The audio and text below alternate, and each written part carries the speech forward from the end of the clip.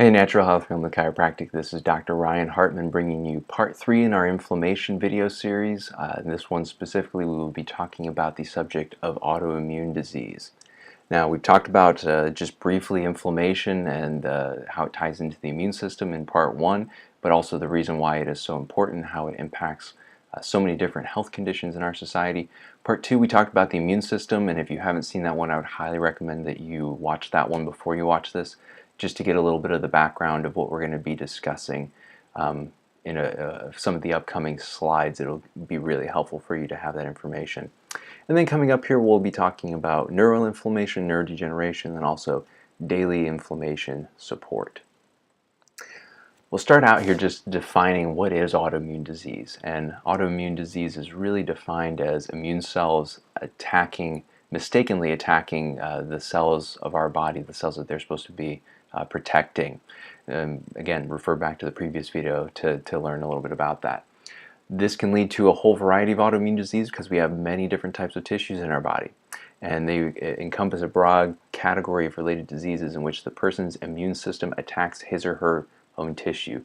This is really what's at the core of autoimmune disease, is that there's an immune attack on our own tissue rather than protecting our tissue from foreign invaders and different types of antigens that are foreign to us.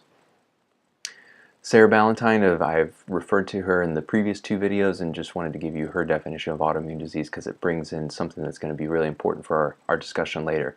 And that is that autoimmune disease is a result of interactions between your genes and your environment. That's a really important thing to understand as we're moving forward in this talk. It is a perfect storm of factors that cause the immune system to be unable to recognize you or your self-tissue from an invader, those cells that don't belong to you. Now, if you go online and you do some research into autoimmune disease, you'll see that there's some varying opinions. So again, take mine for what it is. There's a lot of different ideas out there, but I'll give you a few things just to kind of consider here, and that is first prevalence. Prevalence, there's a varying opinion as to how prevalent are autoimmune diseases, because a lot of people don't necessarily all consider the same diseases to be autoimmune or autoimmune associated. So we see some people estimating, some researchers, and we look at this National Institute of Health research that was done here a number of years ago, 23.5 million.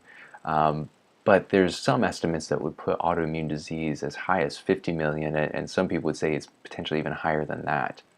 When we look at the associated cost associated with autoimmune disease, this is just looking at the top 7 diseases. So again, if we're looking at the top 7 versus 23.5 identified diseases, and we're looking at $70 billion a year, that's quite a chunk of money. Crohn's, ulcerative colitis, lupus, multiple sclerosis, rheumatoid arthritis, psoriasis, and scleroderma.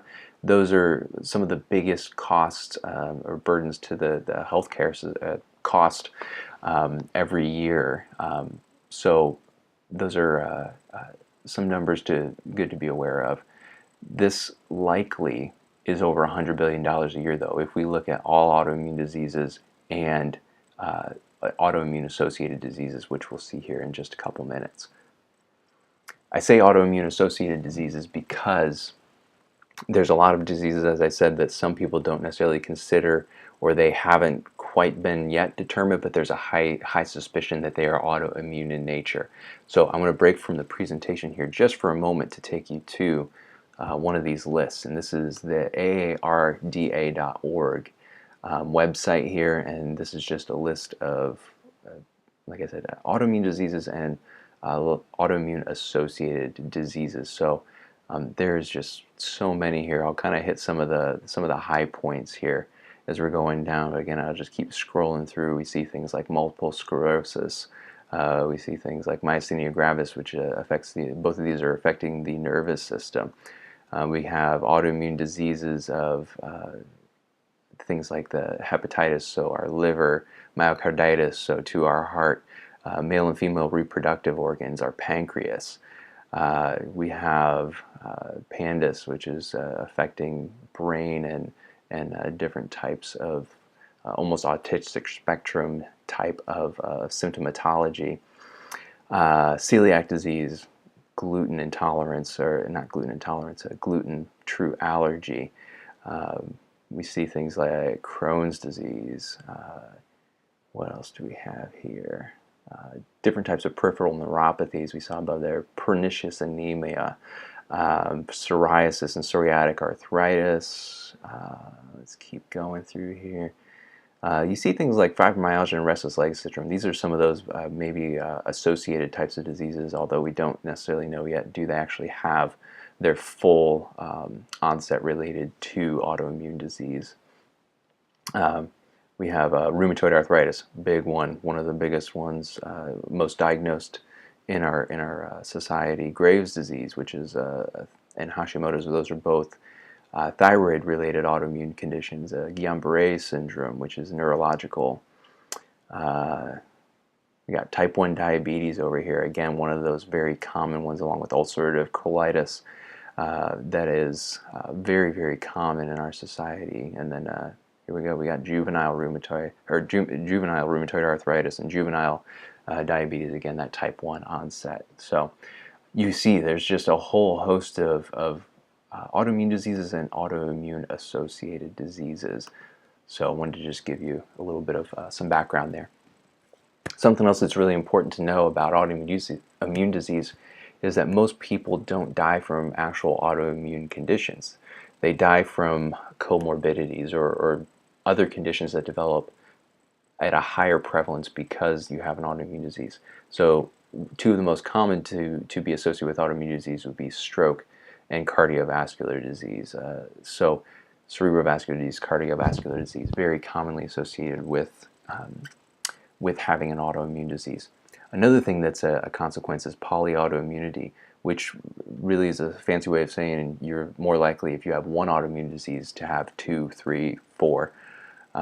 This is a study that was done here in 2012 in the journal Autoimmune Diseases. Polyautoimmunity is defined as the presence of more than one autoimmune disease in a single patient. When 3 or more exist, this is called multiple autoimmune syndrome, or MAS.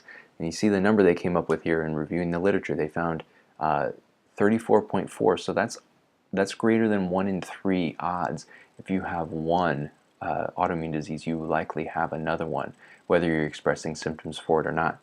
You can see the most common ones here: autoimmune thyroid disease and then Sjogren's syndrome are the two, and I underline this here, the most frequently encountered diseases where you'll have multiple diseases at the same time. So I want to come back to this example here. We talked about this type of a presentation, this immune component for an antigen. So if you haven't seen the immune system video, this is where it'll give you a little bit of background. But just a little review. We have our immune component here, which this would be an immune cell. And the immune cell is going to recognize a foreign antigen. And there's a couple different ways that this is kind of likened to or described. So I give you 2 examples here, but we're talking about protein sequences or antigens that are presented on the surface of the cells. So you see how this foreign antigen here has shapes that all match up to the immune component here. So when this immune cell sees this foreign antigen and it matches all its binding sites, it's going to bind onto that and target it for destruction.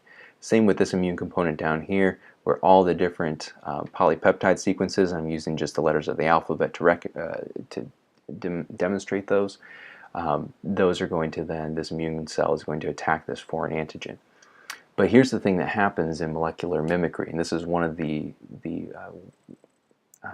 thought processes behind why people develop autoimmune disease.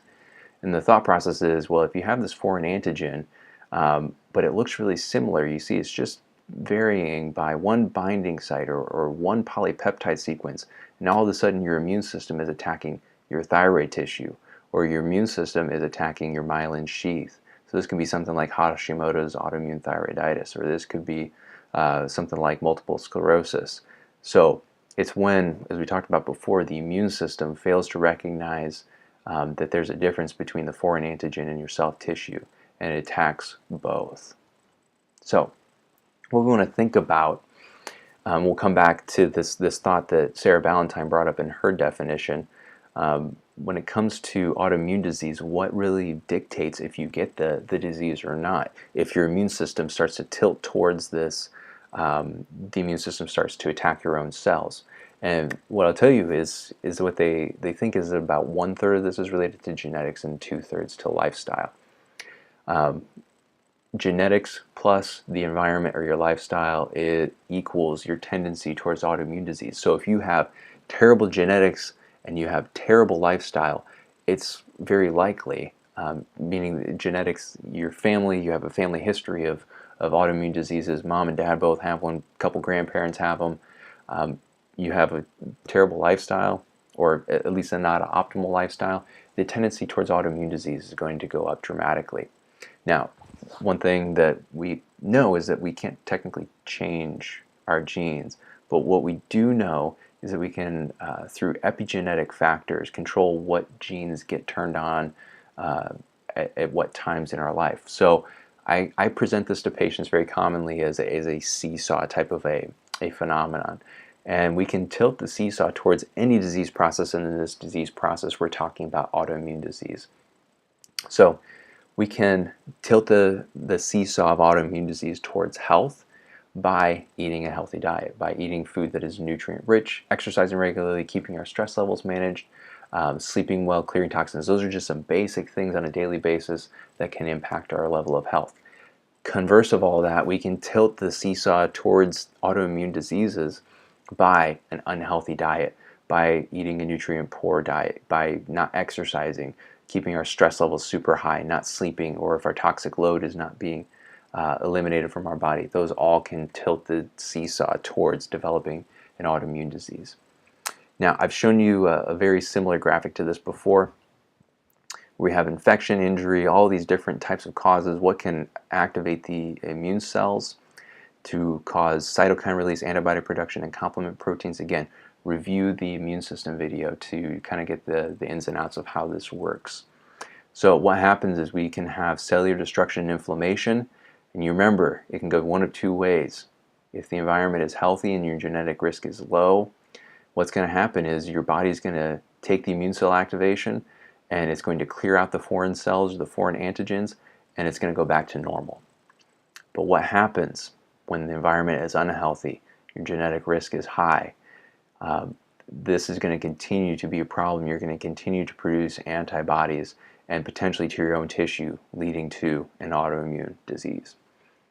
So, give you a few big takeaways from this video, because again, even with this limited amount of information I gave you, there's still a lot of information. So, things I want you to be aware of. Autoimmune disease is a product of a complex relationship of genes and lifestyle, like we talked about 1/3 genes, probably 2/3 lifestyle. So there are things you can do if you do have an autoimmune disease. The exact causes of autoimmune disease, we don't understand the mechanisms entirely. We think we have a good idea through this molecular mimicry hypothesis. There's probably some other elements as well that we will continue to learn about as more research is done. But we do know that there are various antigens that lead to certain disease processes, and we could talk for a while just about certain microbes and certain heavy metals and certain toxins that people are exposed to that have literally been tied into the origin of a single autoimmune disease. But again, we didn't have time to talk about all that in the video. You can do a little research and see what those microbes, what those heavy metals, what those environmental toxins are. And the last thing here, autoimmune disease can be localized to one region or system in the body, or it can be widespread throughout the whole body. It could be because it's affecting all the connective tissue in your body in something like Sjogren's type of a syndrome, or a lupus type of a syndrome. But it could also be affecting multiple organ systems, meaning you could have diabetes, and you could also have Hashimoto's thyroiditis, and you could also have autoimmunity to your brain all at the same time.